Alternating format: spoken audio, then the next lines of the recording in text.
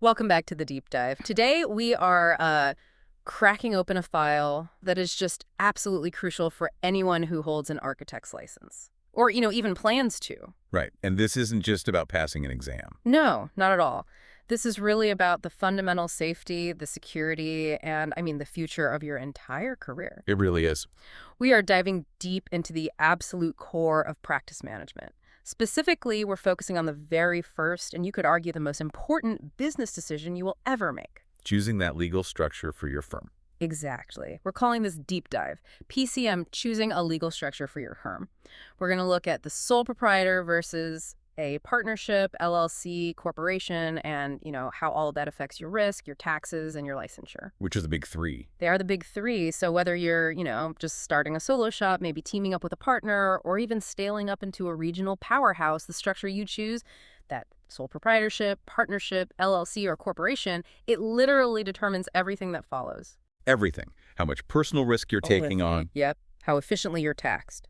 And if you're even legally allowed to practice in your state. Yeah. It's that fundamental. Okay, let's unpack this. This whole topic can feel a bit like a dry legal seminar, No, definitely. People's eyes can glaze over. But trust me, understanding these structures is the difference between keeping your personal assets safe when a lawsuit hits and losing everything. It's that stark. We're talking about protecting your home, managing your cash flow, and just ensuring you comply with the highly regulated nature of architectural services. Right. So our mission today is to distill this really complex world into three crystal clear, unforgettable concepts: risk, taxes, and licensure compliance.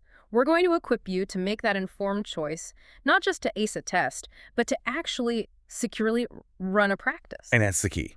Because the moment you start stamping drawings, you step into a world that, well, it demands way more accountability than just selling widgets. 100%. So those standard business rules, the ones designed for a general store, they get really complicated when public health, safety, and welfare are involved. Mm-hmm. And that's exactly why we have to focus on these specialized forms. The professional limited liability companies, or PLLCs, and the professional corporations, the PCs. We really need to understand why the governing boards insist on them. It's all about public trust, isn't it? It's entirely a matter of public trust. The state licensure board sees architecture as a regulated profession, which means your choice of business structure is, well, it's inherently tied to ethical accountability. So a standard business structure, one that's designed for minimal oversight, it just won't cut it. It simply won't suffice for a profession where your mistakes can literally cost lives. The source material we have today, it lays out an exceptional framework for understanding this specialized landscape. Right. For you, the listener, if you're trying to quickly internalize these key distinctions, we have to establish this one truth. The decision to structure dictates not only your financial setup, but also your professional constraints. Okay, so let's get into that framework. You mentioned it covers 4 core areas. Right. If we connect this to the bigger picture, the choice of legal structure is like the foundational engine of your firm. It dictates your legal compliance, your financial management, and most importantly, your exposure. Your exposure, okay. And our framework identifies 4 core areas that are critical, both for the professional exam and for real-world practice. These distinctions need to be sharp. What's number 1? Number 1, and this is the one that causes the most lost sleep, is liability. Of course. This defines the separation, or the lack of separation, between the business and the owners. So if the firm faces a massive lawsuit for breach of contract, or if debt accrues, do the creditors stop at the firm's assets, or do they immediately get to pursue the personal wealth of the owners? Your house, your retirement funds. The primary residence, your retirement funds, the family savings, exactly. That line of separation, what we call the corporate veil, that's the most important legal concept here. And that separation, or I guess non-separation, it dictates everything about your financial life, which I guess brings us to point 2. Taxation. Exactly. So are you dealing with simple pass-through taxation? Where the firm itself pays no income tax and all the income and loss just flows directly onto your individual tax return? Or are you operating under a formal corporate tax structure, which that can introduce the potential for double taxation, right? It can, and it often does. That's a fundamental financial efficiency question you have to answer. Okay, so liability taxes. What's next? Then we tackle what makes this profession so unique. Licensure and control. An architecture firm must, in the eyes of the state, maintain what's called responsible control over the services it provides. Responsible control, that's a key phrase. It's critical. This dictates who must be licensed, what percentage of the firm's ownership must hold a professional license, and the firm's ability to legally offer architectural services under that entity name. And that ability is granted through, what's it called? A COA? Exactly. A state-issued document called a Certificate of Authorization, or COA. Without that COA, you might have a perfectly legal business entity, but you cannot legally call yourself an architecture firm or sign off on architectural services. Wow, okay. And the fourth pillar? The fourth is management. Now, this is more about internal logistics than external risk, but the legal structure defines the hierarchy. So who's in charge? Pretty much. Wow. Are decisions made informally with a handshake? Formally by an agreement among partners? Or are they strictly managed by a formal board of directors and appointed officers? This structure dictates who makes the ultimate strategic decisions. Which affects everything from hiring to which projects you go after. Everything. And we have to really hone in on that professional distinction. Huh. Because architecture is so highly regulated, the standard structures, the generic LLC or a general corporation, they're often deemed insufficient to protect the public. And why is that? Because a standard LLC, for instance, it might allow an unlicensed investor to own 90% of the company. And so that investor could control the operational budget, even if that means cutting corners on safety. Which is exactly what the state wants to avoid. Precisely why these special professional forms exist. The Professional Limited Liability Company, the PLLC, and the Professional Corporation, the PC or PA. These are just the standard business structures modified by state law. And the P is the important part. The P is everything. It ensures that the required percentage of ownership, usually 51% or more, depending on the state management, is held by licensed professionals. Got it. This guarantees that responsible control is maintained and that the crucial liability shields offered by the legal structure never, ever override the ethical and professional obligations of the licensed architect. That makes perfect sense. The state is basically saying, look, we don't care how rich your investors are. The people in charge of design integrity must be licensed by us. It's a pretty elegant solution to an inherent conflict. It is. And just to reiterate for you, the listener, whether you're trying to quickly cram for a meeting or prep for the PCM exam, we're focusing on the general patterns and core concepts here. We're seeking those universal truths that define the risk profile of each choice, not getting lost in the weeds of specific state forms. Exactly. Knowing that a general partnership carries joint and several liability is so much more critical than knowing the exact renewal date for a COA in, some specific county. We are aiming for conceptual mastery. Okay, let's start with that conceptual mastery. We'll begin at the ground floor, the simplest, the easiest, and without a doubt, the riskiest path.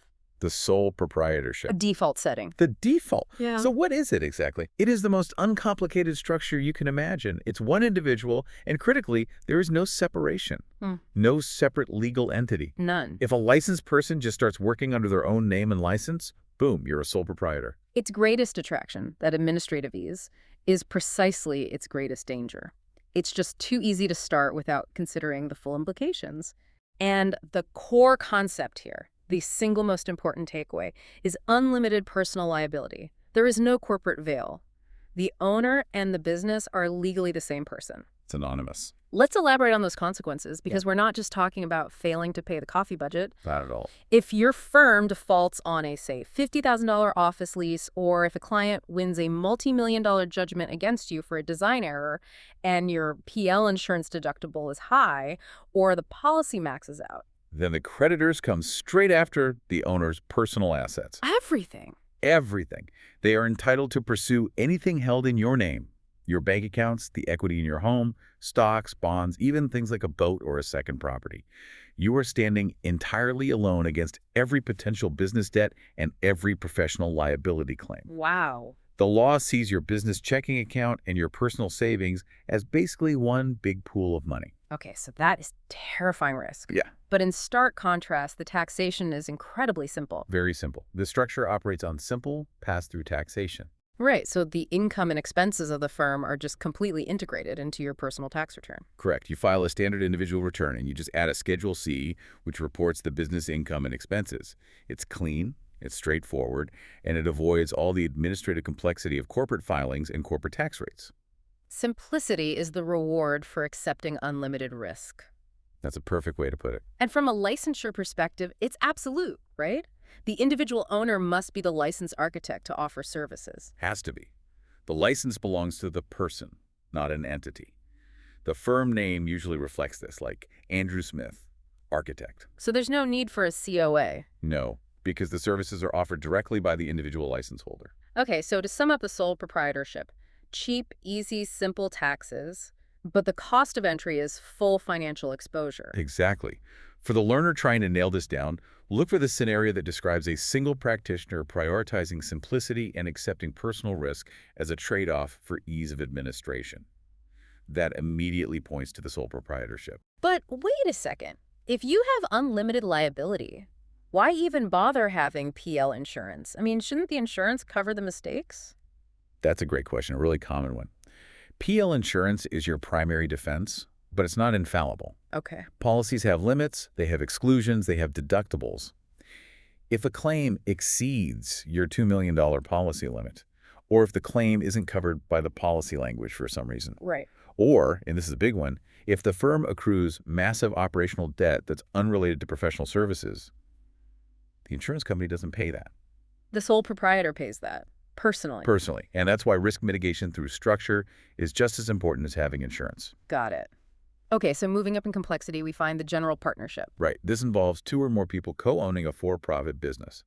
And the critical danger point here is that it can be created without any intention or formal filing. How does that happen? If 2 architects decide to share an office, split profits, and jointly hire staff, the law might just classify them as partners, regardless of whether they ever filed a single piece of paper. And the risk profile here, Yeah. it's not just double a sole proprietorship, it's exponential. It is. It shares that fundamental flaw, unlimited personal liability for each general partner, but then it adds this catastrophic dimension, being jointly and severally liable. I want to focus on that phrase because you're right, it is the stuff of horror stories. Jointly and severally liable. What does that actually look like when a partnership fails? Okay, let's make this real. Imagine partner A makes a monumental, expensive scheduling error on a $50 million project. It results in a $10 million breach of contract lawsuit. Okay. Now, partner B, maybe the design partner, was focused on aesthetics, had zero involvement in the schedule. The client sues the partnership. Right. Under joint and several liability, the client can legally collect the full $10 million from either partner A or partner B, either one. And they will inevitably target the partner who has the deepest pockets. Let's say it's partner B, who inherited substantial personal wealth. Oh, no. Partner B has to liquidate their personal assets to pay the entire debt. And then they're left in the extremely difficult position of having to sue partner A internally to try and recoup their half. We're talking about partner B having to mortgage their beach house, liquidate retirement funds, and face personal bankruptcy because partner A made a single costly error. That risk is brutal, and it underscores that in a general partnership, you are liable not just for your own actions, but for the mistakes, the errors, and the business debts incurred by all your general partners. You are staking your future on their professional competence and financial prudence. Completely. And given that risk, you might wonder why the structure even still exists. I was just thinking that. It persists primarily due to administrative convenience and, frankly, ignorance. It's cheap, it's easy, and it's the default when people try to avoid paperwork. But any source material worth its salt warns that a general partnership is professional folly today. Okay. But tax-wise, it's still simple, right? Thankfully, yes, it is still a pass-through entity. The partnership files an informational return, showing the IRS how profits were distributed, but the individual partners pay the tax on their share directly on their personal returns. So it does avoid corporate tax. It does. That's its one redeeming financial feature. And for licensure. Professional service partnerships must have a licensed architect partner, and that licensed partner, or partners, is responsible for the responsible control of the practice. The state board holds those licensed individuals accountable for any firm misconduct. So the general partnership is the path of least resistance. Easy to form, simple taxes, but the fatal flaw is that compounded unlimited personal risk from joint and several liability. That's it. For the learner, look for that key scenario. 2 architects casually start a firm, agree to share profits, and avoid filing complicated legal documents. That immediate informality, combined with profit sharing, points directly to the dangerous general partnership. Okay, now we arrive at the structure that really revolutionized risk management for small and professional service businesses. The Limited Liability Company. The LLC. Here's where it gets really interesting. The LLC is a legal engineering marvel.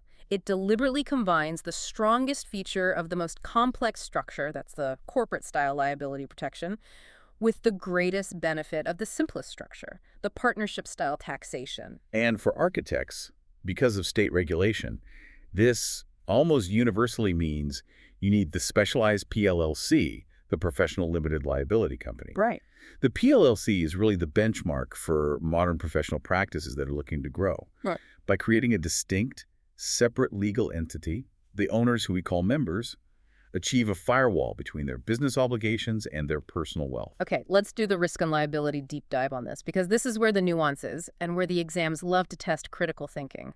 We need to distinguish between protection from business debts and protection from professional errors. A critical distinction. So the great news first.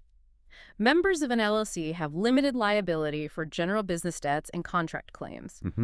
If the firm can't pay its rent, or if a vendor sues for non-payment, they can only pursue the assets held within the LLC. That shield protects your personal home and savings from the firm's financial obligations. That is the crucial separation we were missing in the sole proprietorship and the general partnership. But now, the bad news, the big caveat. And this is the distinction that must be drilled into memory. An individual licensed professional remains personally liable for their own professional negligence, their own malpractice. So the LLC field is powerful, but it's not absolute. Not at all. If you, the architect, seal a drawing with a critical design flaw, you are the liable party. The PLLC entity shields you from the firm's debts, and it shields the other members of the LLC from your mistakes. But it does not shield you from your personal accountability tied to your license. You sign the document, you own the mistake. Exactly. That non-transferable personal accountability is the cornerstone of professional licensure. So if I'm hearing you right, the LLC prevents Partner B from losing their personal beach house over Partner A's general business debt. Correct. But if Partner A personally makes a design error, Partner A's beach house is still on the table. Precisely. The state mandates that the personal link between the licensed professional and their work must remain unbroken. The PLLC is a highly effective shield against creditors and against the mistakes of your partners, but it is a weak defense against the consequences of your own professional malpractice. You are personally responsible for the stamp you put on that drawing. Always. That is a vital distinction. Sure. Okay, let's move to taxes, which is where the LLC's flexibility really shines. This is why it's so popular. It is. LLCs are typically pass-through entities by default. They entirely avoid corporate income tax. And the flexibility is massive. Huge. A single-member PLLC is taxed exactly like a sole proprietorship. A multi-member PLLC is taxed exactly like a partnership. In both cases, income and losses flow directly to the member's personal returns. You avoid the double tax bullet entirely. But the real strategic advantage comes from the ability to elect classification, right? That's the secret weapon. A multi-member LLC might choose to be taxed as an S-corporation or even a C-corporation if it provides strategic advantages, like optimizing self-employment taxes, or qualifying for certain benefit plans. So this flexibility lets the firm optimize its tax burden without changing its fundamental legal liability structure. That's it. It's a huge advantage. Which brings us to licensure and compliance, where the P in PLLC becomes mandatory. Why can't an architect just use a standard LLC? Because a standard LLC doesn't guarantee professional control. States require the PLLC because it imposes restrictions on ownership. Okay. Specifically, the state mandates that a supermajority, often 51 to 100% of the ownership and often the management, must be held by licensed architects. This ensures that non-licensed individuals, like silent investors, can't wield control in a way that compromises professional standards. And compliance means the firm has to get a Certificate of Authorization, COA, from the state board. It does. This is the state's formal recognition that the entity is set up correctly and adheres to all the ownership rules. And what happens if you fail to maintain that COA? The consequences are massive. Let's say a licensed member who holds the controlling shares leaves the firm, and that firm doesn't immediately fix its ownership to comply with the state's 51% licensed owner rule. Yeah. The state can revoke the COA. And without a COA, any contract the firm signed to provide architectural services could be deemed void and unenforceable. Wow. Plus, the firm might be unable to legally file a mechanics lien if they aren't paid, and the licensed architect responsible for the firm faces direct sanctions from the board. The consequences are immediate and severe. So the PLLC gives you the holy grail of modern practice. You get robust limited liability for business debts, you get superior tax flexibility, and the necessary regulatory compliance. The cost is just more administrative paperwork and fees than a simple partnership. Okay, so the critical concept to nail down for the LLC or PLLC is the scenario that involves an architect who wants liability protection but wants to avoid double taxation, needs flexible management. That describes the PLLC perfectly. It's the default choice for safety and efficiency. All right, let's move on to the most formal structures. Corporations, C-Corp and S-Corp. Right. We now address the most formal and heavily regulated structures. Here, the separation between the owner and the business is formalized to the maximum degree. A corporation is treated as a fully separate, artificial legal person. And it's owned by shareholders, governed by a board of directors. And operated by officers. And for our profession, we're dealing with the professional corporation, PC, or the professional association, PA. So when a firm starts thinking about scaling up significantly, bringing in major external investment or issuing shares to dozens or hundreds of people, this is when the corporate structure becomes essential. Absolutely. Let's start with risk and liability. Similar to the LLC, shareholders enjoy robust, limited liability for business debts. If the corporation runs into financial trouble, the shareholder's loss is generally limited entirely to the value of their stock. So their personal assets are shielded? They are. This structure is specifically designed to support the complexities of large-scale operations and major capital acquisition. And we have to say it again, right? The golden rule. We must, for the third time, emphasize the golden rule for professional practice. While the corporate veil is strong against business debt, it is porous against personal malpractice. The PC or PA structure does not relieve licensed individuals of personal responsibility for their own professional negligence. The state demands that the individual who signs the drawing remain personally accountable. This means that while a C-Corp is excellent for limiting the financial risk of a potential investor who is not an architect, it does nothing to protect the license owner or officer from their own professional mistakes. Okay, let's look first at the C corporation, the traditional standard corporation. Right. And what's fascinating here is that the tax status of the C-Corp is its defining and often damning characteristic, double taxation. That's the key concept, the one that drives most small architectural firms away from this model. Yes. So let's walk through those two layers of tax, because understanding this is really a financial decision based on scale. It is. So layer one, the corporation is a separate legal entity, and it pays its own corporate income tax on its profits.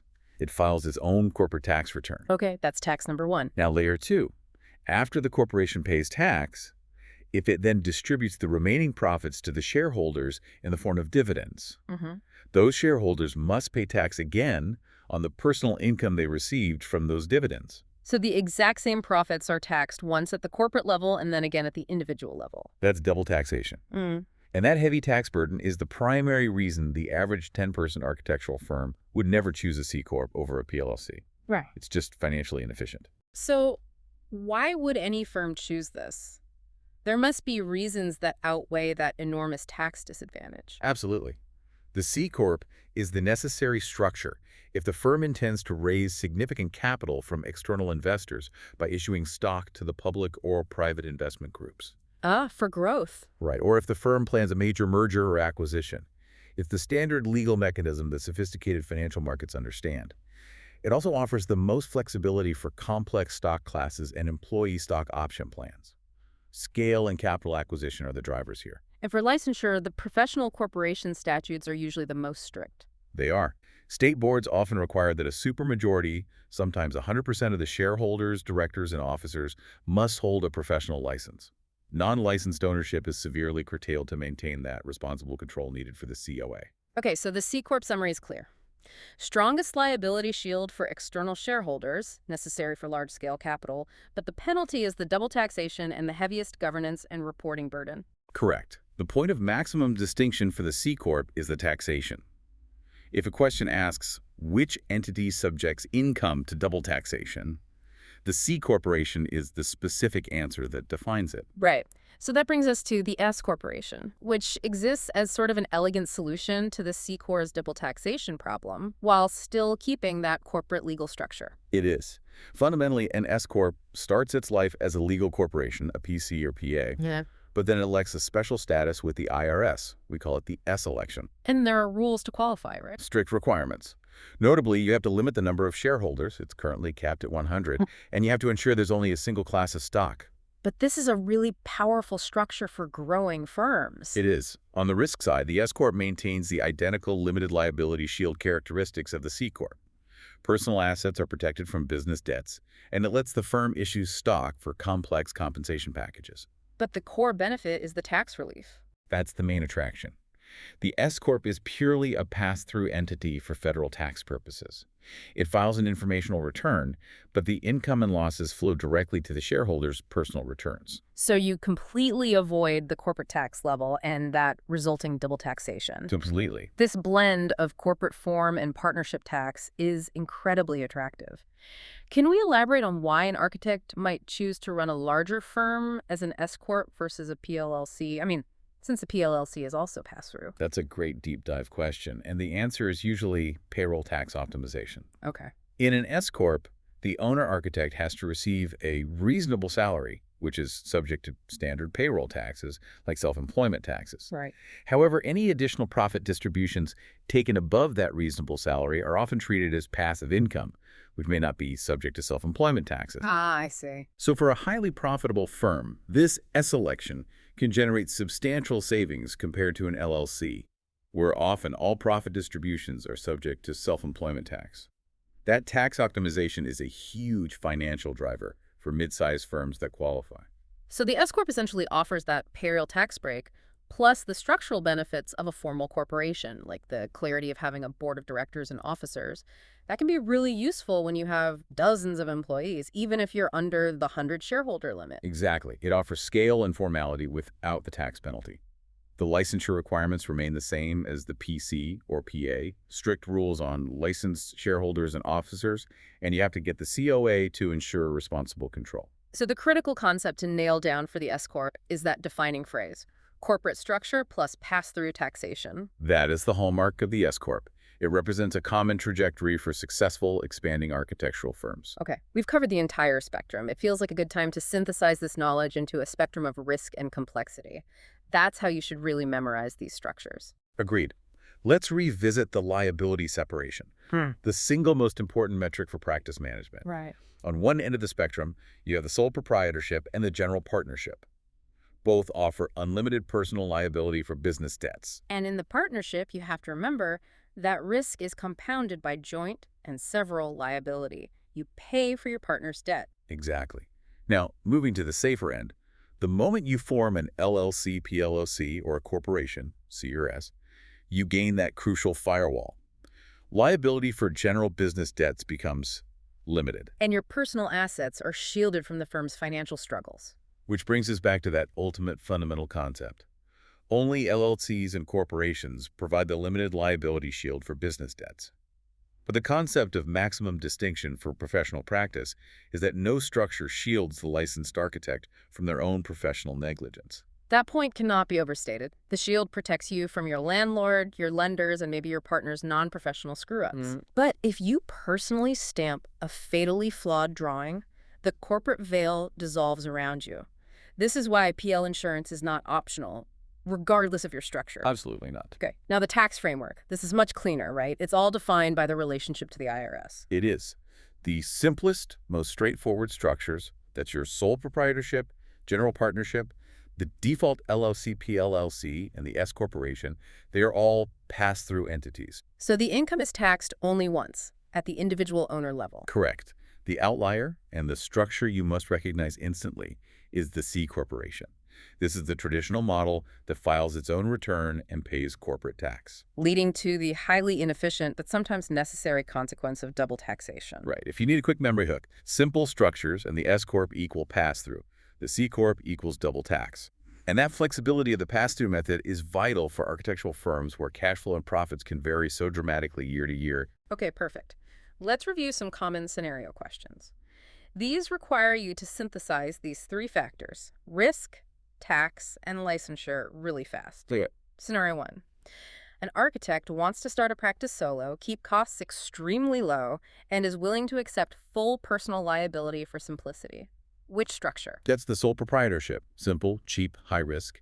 The oldest model of practice. Okay. Scenario 2.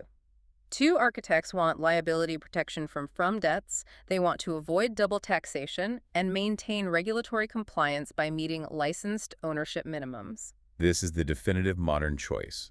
The multi-member PLLC. It balances safety, liability efficiency, pass-through tax, and regulatory compliance, the P. Perfect. Scenario 3. A large, rapidly growing firm wants to raise hundreds of millions in capital by issuing shares to external, unlicensed investors and needs a management structure suitable for an eventual public offering. This scale mandates the most formal structure. The professional corporation, TC, operating as a C-Corp for tax purposes. The need for external capital and complex stock just outweighs the double taxation penalty. Right. Scenario 4. Which corporate entity allows a firm to maintain the liability protection of incorporation while completely avoiding the double taxation of profits? That specific blend points directly to the S-Corporation. Corporate structure, pass-through tax status. Okay, and finally, the ultimate litmus test question, the one that measures conceptual understanding of professional responsibility. A client sues a firm organized as a professional corporation for professional negligence. Which structure completely shields the individual architect who signed the drawings from personal financial liability? And the answer is unequivocally, none. None. Reiterate this until it becomes second nature. Your license is your personal bond to the state, and that liability cannot be outsourced, sold, or shielded by a business filing. This structure protects your co-owners and limits your exposure to business debt, but your individual professional responsibility is non-negotiable. It's a sobering thought, but an essential one. Understanding the limitations of the liability shield, that it protects against contract failure but not against malpractice, that's the mark of an informed practitioner. Absolutely. That brings us to the close of this intensive deep dive into practice management. We have traced the full spectrum of legal structures, starting from the extreme simplicity and risk of the sole proprietorship and general partnership, All the way through the protected flexibility of the TLLC, and finally to the formalized, scalable structure of the professional corporations. And the choice you make here is foundational. It's the difference between entering into a contract, knowing your personal assets are insulated, and, operating with a massive sword of personal liability constantly hanging over your head. This knowledge isn't just theory, it's a lifetime risk management strategy. So, what does this all mean? For you, the listener, understanding this decision is career-defining. It determines your personal financial exposure for the rest of your working life. It's the mechanism that determines the true value of your peace of mind when you sign off on a difficult project. And we established that while the PLLC and the corporation are excellent business shields, they do not erase the fundamental personal responsibility tied to the license itself. The liability for negligence remains. Right. And this naturally raises an important investigative question that deserves your further thought. If no legal structure shields an architect from their own professional negligence, why do state boards insist on such strict licensure requirements for firm ownership? Why demand 51% licensed ownership for the certificate of authorization? That's the perfect challenge. If the individual is always liable, why does the firm-level control matter so much to the regulators? Is it solely about enforcing ethical leadership and maintaining responsible control over the design process? Or is it maybe a more pragmatic mechanism designed to ensure that the firm as an entity, because it has licensed leadership, maintains adequate and continuous professional liability insurance coverage? So the COA could be like a regulatory assurance mechanism. Exactly. Go explore that relationship. Yeah. Call your insurance agent, review your state statutes, find out if the COA is really just a sophisticated regulatory backdoor mandate for ensuring adequate PLI limits are always in place, given the perpetual personal risk that remains for the professional. That link between personal professional duty and mandated corporate insurance, that's where the practical and ethical dimensions of practice management truly meet. That's it. A truly fascinating thread to pull on. Thank you for joining us on this deep dive into practice management. Now go forth, choose your structure wisely, and build something great securely.